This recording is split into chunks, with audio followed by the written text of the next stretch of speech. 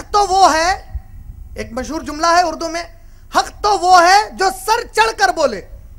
यानी हम तो मानते ही हैं हमारे नबी की अजमत, जब अगयार नहीं मानने वाले हमारे नबी की अजमत बयान करते हैं तो यह बड़े काबिल फख्र की बात है इस उम्मत के लिए। और ये अगयार में कौन है? इस मुल्क के सबसे बड़े नेता गांधी जी, जिसे महात्मा गांधी कहते हैं। वो 1920 में 1920 में यंग इंडिया नामी एक मैगजीन को इंटरव्यू दे रहे थे और उनसे जब सवाल किया गया कि वो मोहम्मद सल्लल्लाहु अलैहि वसल्लम के बारे में हमने सुना है कि आप कोई किताब पढ़ रहे हैं मोहम्मद सल्लल्लाहु अलैहि वसल्लम की सीरत पर, तो इसके बारे में आपका क्या ख्याल है? तो उन्होंने जवाब में कहा, I wanted to know the best of the man today who had swayed the hearts of millions of mankind. मैं जानना चाहता था आज उस जात के बारे में, उस इंसान के बारे में, तमाम अच्छे इंसानों में ऐसे इंसान के बारे में। क्या कहते हैं गांधी जी?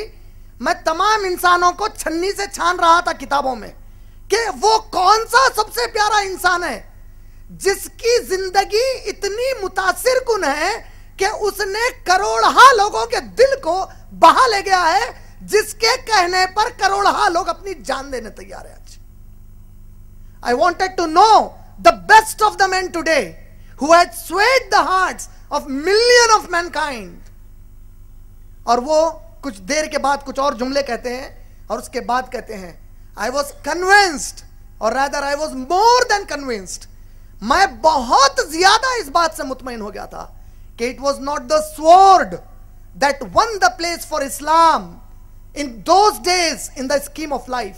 गांधी जी कहते हैं जब मैं नबी की सीरत पढ़ रहा था मोहम्मद सल्लल्लाहु अलैहि वसल्लम की, उनकी हयात तैयबा, उनकी लाइफ स्टोरी, उनकी बायोग्राफी पढ़ने के बाद मैं इस बात पर पूरे इत्मीनान से नतीजे पर पहुंचा कि तलवार के जोर से इस्लाम इस जमीन पर नहीं फैला, बल्कि it was the rigid simplicity. यह उस नबी की इंतहाई दर्जे की सादगी थी। It was the rigid simplicity, the utter self effacement. वो मेरे नबी सल्लल्लाहु अलैहि वसल्लम का बड़ा ही भरपूर अज़म था, काबिल अखलाक अज़म, जिसमें जरी रिया नहीं है, जिसमें जरा तकब्बुर नहीं है, इंतहाई सादगी है कैफियत में।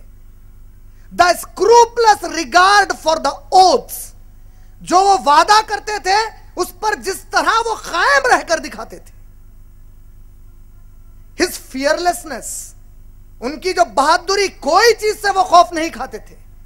हिज इंट्रेपिडिटी, वो बड़े ही दिलेर थे।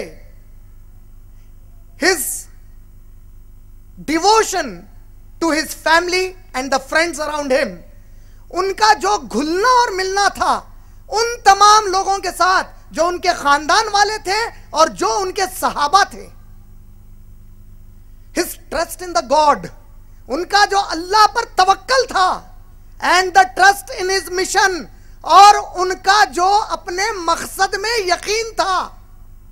दीज, ये वो चीजें हैं, एंड नॉट द स्वॉर्ड, और वो हरगिज तलवार नहीं है, दैट वॉज बिफोर, जो सामने थी उन लोगों के जो लोग मोहम्मद सल्लल्लाहु अलैहि वसल्लम को मानते थे।